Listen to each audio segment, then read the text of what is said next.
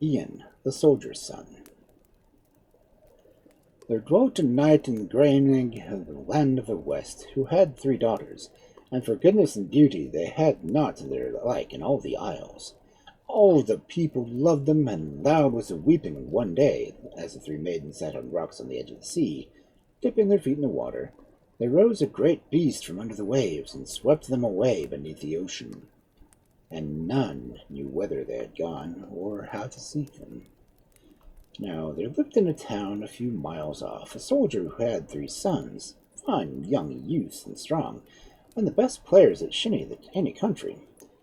At Christmas-tide that year, when families met together and great feasts were held, Ian, the youngest of the 3 brothers, said, "Let us have a match of shinny on the lawn of the Knight of Dreng, for his lawn is wider and the grass is smoother than ours." But the others answered, "Nay, for he is in sorrow. He will think of the games that we have played there when his daughters have looked on." "Let him be pleased or angry as will," said Ian. "We will drive our ball to his lawn today." And so it was done, and Ian won 3 games from his brothers. But the knight looked out his window and was wroth, and bade his men to bring the youths before him.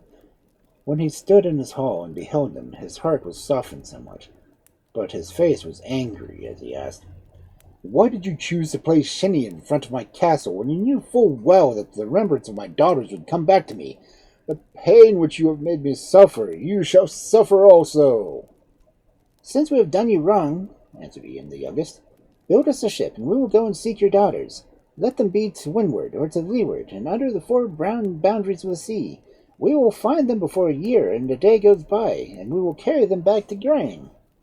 In 7 days the ship was built, and the great stores of food and wine were placed in her, and the 3 brothers put her head to sea and sailed away. And in 7 days the ship ran herself onto a beach of white sand, and they were all went ashore. They had none of them ever seen this land before, and looked about them. Then they saw that a short way from them a number of men were working on a rock, and with one man standing over them. "What is this place?" asked the oldest brother, and the man who was standing by made this answer.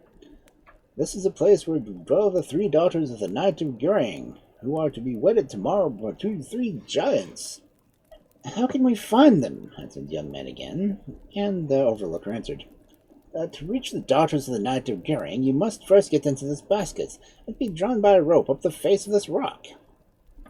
"Oh, that is easily done," said the eldest brother, jumping into the basket, which at once began to move, up, till he had gone about halfway, when a fat black raven flew at him and pecked at him until he was nearly blind, so that he was forced to go back the way he had come. After that the 2 brother got into the creel, but he fared no better, for the raven flew upon him too, and he returned to his brother. "Now it is my turn," said Ian, but when he was halfway up the raven also sat upon him. "Quick, quick!" cried Ian to the men who held the rope. "Quick, quick, or I shall be blinded!" And then pulled with all their might. In another moment Ian was on top, and the raven far behind him. "Wait, give me a piece of tobacco!" cried the raven, who was now quite quiet. "You rascal! I meant to give you tobacco for trying to peck my eyes out," asked Ian. "That was part of my duty," replied the raven. "Give it to me, and I will prove a good friend to you." So Ian broke off a piece of tobacco and gave it to him. The raven hid it under his wing, and then went on. "Now I will take you to the house of the big giant, where the knight's daughters sit sewing until the thimble was wet with tears." And the raven hopped before him until they reached a large house, the door of which stood open. They entered and passed through one hall after the other, until they found the knight's daughter, as the bird had said. "What brought you here?"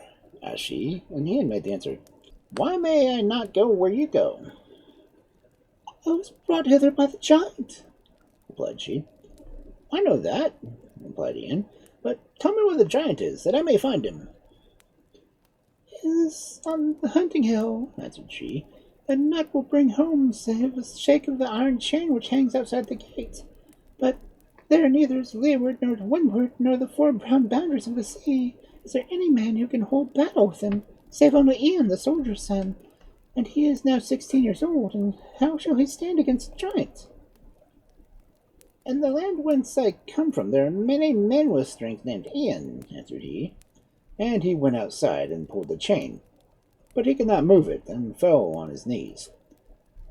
At that rose swiftly, and gathering up his strength, seizing the chain, and this time shook it so that the link broke.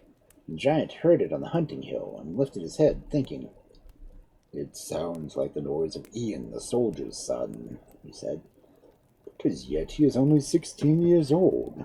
Still, I'd better look to it." And home he came. "Are you Ian the soldier's son?" asked he as he entered the castle. "No, of a surety," answered the youth, who had no wish that they should know him. "Then who are you in the leeward or the windward, or in the full brown boundaries of the sea, who are able to move my battle chain?" "That will be plain to you after wrestling with me as I wrestle with my mother, and not one time she has gotten the better of me, and 2 times she did not." So they wrestled and twisted and strove with each other until the giant forced Ian to his knee. "You are the stronger," said Ian, and the giant answered, "All men know that." And they took hold of one another once more, and at last Ian threw the giant, and wished the raven were there to help him. No sooner had he wished this than the raven came. "Put your hand under my right wing, and you will find a sharp knife enough to take off his head," said the raven. And the knife was so sharp that it cut off the giant's head with a blow. "Now go and tell the daughter of the Goring, but take heed to listen to her words, and promise to go no further, for she will seek to help you. Instead, seek the middle daughter, and when you have found her, you shall give me a piece of tobacco for reward." "Well, you have earned the half of all I have," answered Ian, but the raven shook his head. "You only know that it's past, and nothing that lies before. If you would not fail, wash yourself in clean water, and take balsam from the vessel at the top of the door, and rub it all over your body, and tomorrow you will be as strong as many men, and I will lead you to the dwelling of the middle one." And Ian did as the raven bade him, and in spite of the eldest daughter's entreaties, she set out to seek her next sister. He found her where she was seated sewing, and the very thimble wet from the tears which she had shed. "What brought you here?" asked the second sister. "Why may I not go where you can go?" answered he. "And why are you weeping?"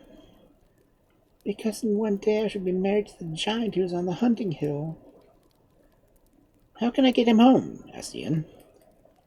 "Naught will bring him home but a shake from the iron chain which hangs outside the gate. But there is neither to leeward or westward, nor in the 4 brown boundaries of the sea, any man that can work battle with him, save Ian the soldier's son, and he is now but 16 years of age." "In the land whence I come from, there are many men with strength of Ian," he said, and he went outside and pulled the chain, but he could not move it, and fell on his knees. At that he rose to his feet, and gathering up his strength mightily, he seized the chain, and this time shook it so that 3 links broke loose. And the second giant heard it, and lifted his head, thinking, "It sounds like the noise of Ian, the soldier's son," he said. "But as yet he is only 16 years old. Still, I had better look to it." And home he came. "Are you Ian the soldier's son?" he asked as he entered the castle. "No, of surety," answered the youth, who had no wish that this giant should know him either. "But I will wrestle with you as if I were he." Then they seized each other by the shoulder, and the giant threw him on his 2 knees. "You are stronger," said Ian, "but I'm not beaten yet." And rising to his feet, he threw his arms around the giant. Backwards and forwards they swayed. The first one was upmost, and then the other, but at length Ian worked his leg around the giant, and threw him to the ground. Then he called to the raven, and the raven came flapping towards him, and said, "Put your hand under my right wing, and you will find a knife sharp enough to take off his head." And sharp indeed it was, for with a single blow the giant's head rolled from his body. "Now wash yourself with warm water, and rub yourself over with oil and balsam, and for tomorrow you will be as strong as many men. But beware the words of the knight's daughter, for she is cunning, and will try to keep you at her side. So farewell, but first give me a piece of tobacco." "That I will gladly," answered Ian, breaking off a large bit. He washed and rubbed himself that night, as the raven had told him to. The next morning he entered the chamber where the knight's daughter was sitting. "Abide here by me," she said, "and be my husband. There's silver and gold in plenty in the castle." But he shook no heed and went on his way till he reached the castle where the knight's youngest daughter was, sewing in the hall, and tears dropped from her eyes onto her thimble. "What brought you here?" asked she, and Ian made answer. "Why may I not go where you can go?" "I was brought hither by a giant." "I know full well," said he.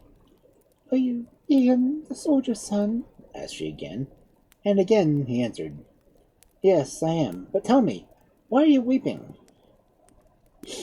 "Tomorrow the giant will return from the hunting hill, and I must marry him," she sobbed.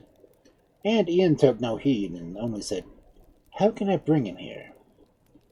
"Shake the iron chain that hangs outside the gate."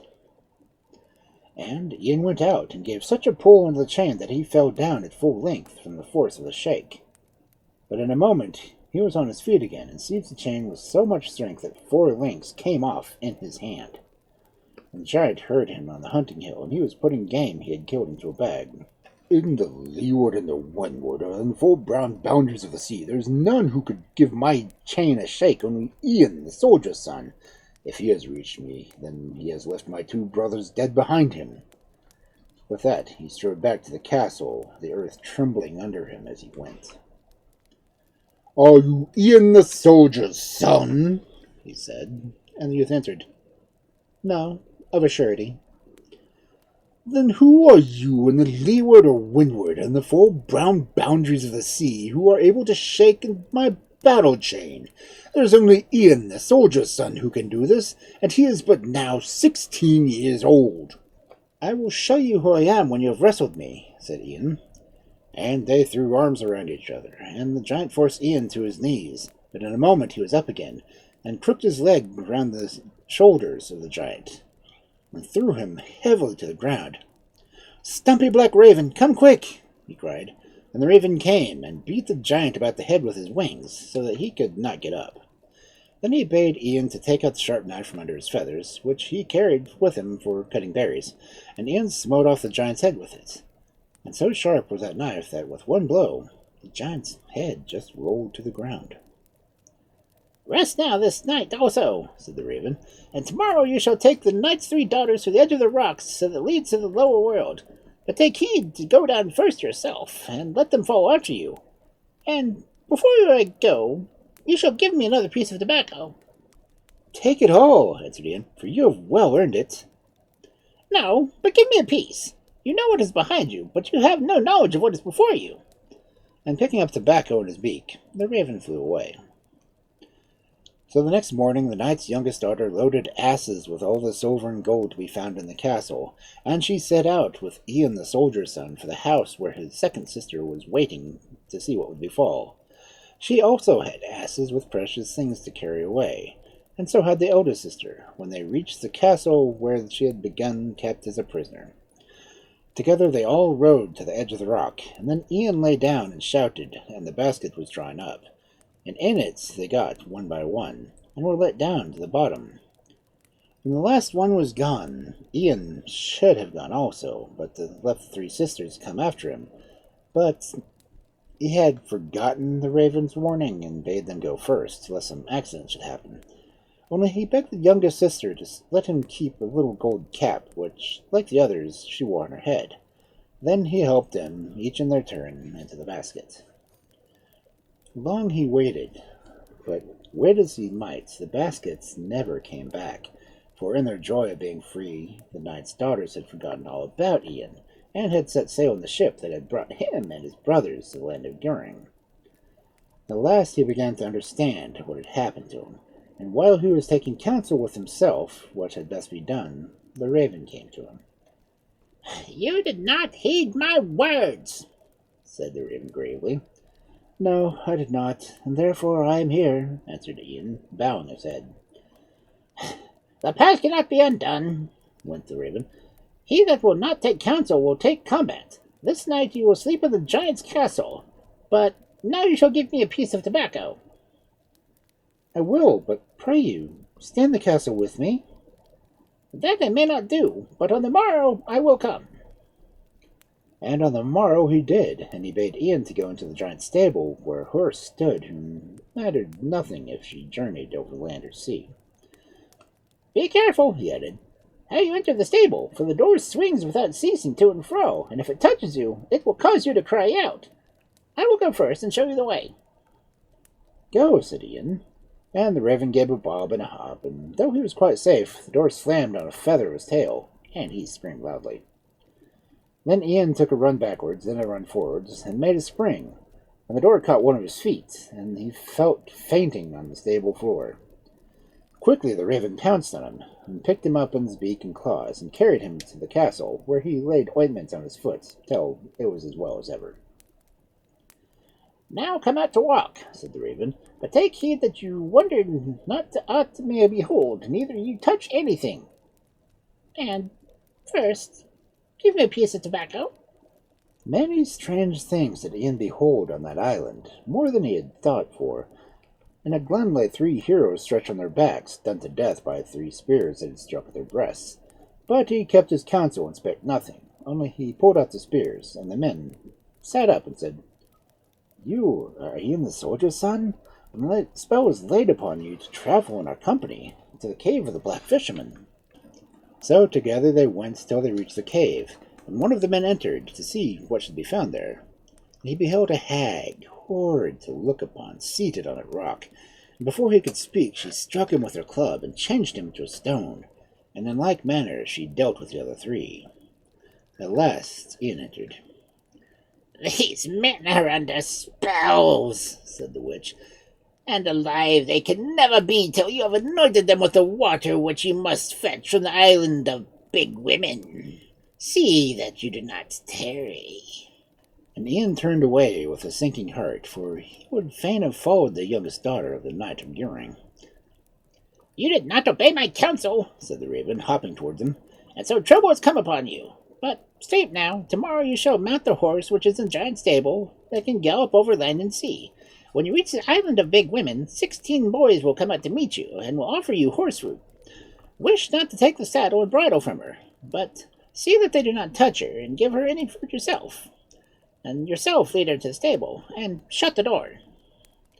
And be sure that for every turn of the lock given by the 6 stable lads, you give 1. And you shall break free, and now you shall break me off a piece of tobacco. The next morning Ian rose and led the horse from the stable, without the door hurting him, and rode across the sea to the island of the big women, where 16 stable lads met him. Each one offered to take his horse and to feed her, and to put her in the stable, but Ian only answered, I will put her in and see to her. And thus he did. And while he was rubbing his sides, the horse said to him, Every kind of drink they offer you, but see you take none, save whey and water only. And so it fell out, and when 16 stable boys saw that he would drink nothing, they drank it all themselves, and one by one lay stretched out upon the board. So Ian felt pleased in his heart that he had withstood their fair words, and he forgot the counsel the horse had likewise given him, saying, Beware lest you fall asleep, and not slip the chance of getting home again. For a while the lads were sleeping, sweet music reached his ears, and he slept also. When this came to pass, the steed broke through the stable door and kicked him, and woke him roughly. You did not listen to my counsel, she said. And who knows if it is not for late to win over the sea? But first take the sword which hangs on the wall and cut off the heads of the 16 grooms. Filled with shame at being once more proved heedless, Ian rose and did as the horse bade him, and then he ran to the well and poured the water into a leather bottle, and leaping on the horse's back, rode over the sea where the raven was waiting for him. Lead the horse into the stable, said the raven, and lay down yourself to sleep, for tomorrow you must make the heroes living in, and must slay the hag. And care not to be so foolish tomorrow as you were today. Stay with me for company, begged Ian, but the raven shook his head and flew away. In the morning Ian awoke and hastened to the cave where the old hag was sitting, and struck her dead as she was, before she could cast the spells on him. Next, he sprinkled the water over the heroes, who came to life again, and together they journeyed to the other side of the island, where the raven met them. "At last you have followed the counsel that was given you," said the raven, "and now, having learned wisdom, you may go home to the growing. There you will find the knight's two eldest daughters are to be wedded today to your two brothers, and the youngest to the chief of the men on the rock. But her gold cap you shall give me and if you want it, you will only have to think of me, and I will bring it to you. And one more warning I give you. If anyone asks for whence you came, answer that you come from behind you, and if anyone asks whither you're going, say you're going before you." Ian mounted the horse and set her face to the sea, and her back to the shore, and off she was, away and away until she reached the church of Grang. And there, in a field of grass, bathed with a well of water, one leaped down from the saddle. "No," the horse said to him. "Draw your sword and cut off my head." But he answered, "Poor thanks it would have been for all the help that have come from you." "It is the only way I can free myself from the spells the giants laid on me and the raven. For I was a girl who had a youth wooing me. I have no fears, but do as I have said." Then Ian drew his sword, as she bade him, and cut off her head, and went about his way. As he walked, he saw a woman standing at her house door. She asked him whence he had come, and he answered as the raven had told him, and that he came from behind. Next she inquired whither he was going. This time he made reply that he was going before him, but that he was thirsty and would like a drink. "You are an impudent fellow," said the woman, "but you shall have a drink." So she gave him some milk, which was all she had till her husband came home. "Where is your husband?" asked Ian. The woman answered him, "He is at the knight's castle, trying on a fashioned gold and silver into a cap for the youngest daughter, like unto the caps her sisters wear, such as are not to be found in this land. But see, he is returning, and we shall now hear how he sped." And at the gate the man entered. Beholding the strange youth, he said to him, "What is your trade, boy?" "I am a smith," replied Ian, and the man answered, "Good luck has befallen me, then, for you can help me make a cap for the knight's daughter." "You cannot make that cap. You must know it," said Ian. "Well, I must try," replied the man, "or I shall be hanged down a tree, so it were a good deed to help me." "I will help if I can," said Ian, "but keep the gold and silver for yourself, and lock me into the smithy tonight, and I will work my spells." So the man, wondering to himself, locked him in. As soon as the key was turned in the lock, Ian wished for the raven, and the raven came to him, carrying the cap in his mouth. "Now take off my head," said the raven, but Ian answered, "Poor thanks were that for all the help you have given me." "It is the only thanks you can give me," said the raven, "for I was a youth like yourself before the spells were laid on me." Then Ian drew his sword and cut off the head of the raven, and shut his eyes so that he may see nothing. After that he lay down and slept till morning dawned. Then the man came and unlocked the door, and shook the sleeper. "Here's the cap," said Ian drowsily, drawing it from under his pillow, and he fell asleep again directly. The sun was high in the heavens when he woke again, and this time he beheld a tall, brown-haired youth standing behind him. "I am the raven," said the youth, "and the spells are broken, but now get up and come with me." And then the two went together to the place where Ian had left the dead horse. But no horse was there now, only a beautiful maiden. "I am the horse," said she, "and the spells are broken." And she and the youth went away together. In the meantime, the smith carried the cap to the castle, and bade a servant belonging to the king's youngest daughter bear it to her mistress. When the girl's eyes fell upon it, she cried out, "He speaks false! He does not bring me the man who really made the cap. I will hang him on the tree beside my window." The servant was filled with fear at her words, and hastened to hold the smith, who ran as fast as he could to seek for Ian. When he found him, he brought him to the castle, and the girl was struck dumb with joy. Then she declared that she would marry nobody else. At this, someone fetched to her the knight of the ring, and when Ian told his tale, he vowed that the maiden was right, and that his elder daughter should never wed men who had not only taken glory to themselves, which did not belong to them, but they had left the real doer of the fates to his fare. And the wedding guest said that the knight had spoken well, and the two elder brothers were fain to leave the country, for no one would converse with them.